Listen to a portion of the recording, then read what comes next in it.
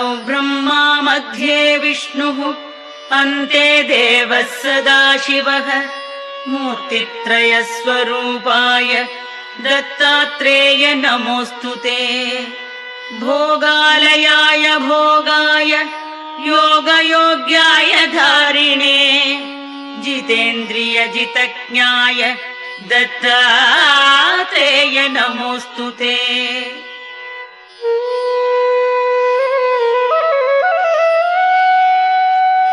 दिगंबराय दिव्याय दिव्यरूपधराय च सदोदित परब्रह्म दत्तात्रेय नमोऽस्तुते।